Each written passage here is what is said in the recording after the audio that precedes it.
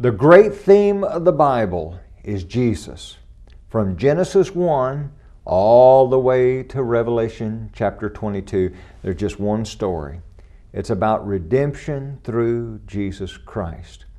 And this week, that's what we're talking about, redemption through the Bible, reading about the redemptive story and God's love for mankind. And one of the themes that we see intertwined with the idea of redemption through Jesus Christ is the idea that sin brings about death.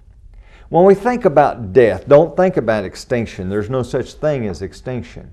But think about separation. When you stand there at a loved one's grave and your heart is breaking, it's breaking because you're separated from them. You miss them. You love them. You want to have fellowship with them.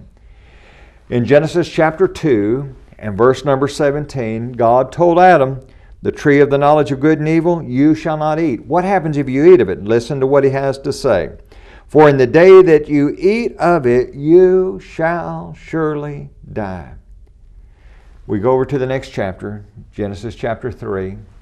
Eve is deceived, and she partakes of that fruit, of that tree.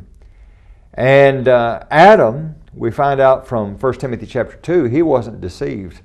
Now that's not a compliment to Adam because he partook of the fruit.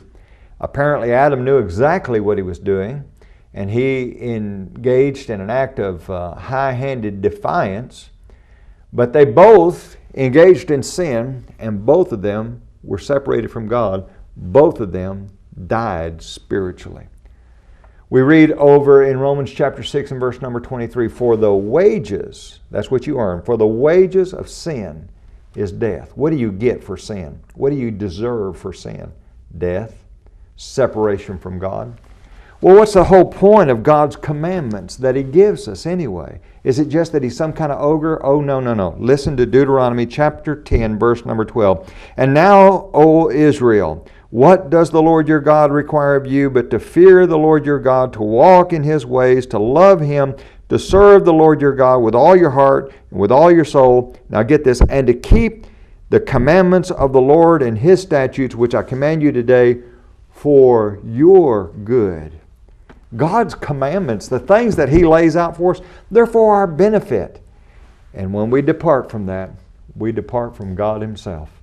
Join us again tomorrow for your Daily 180.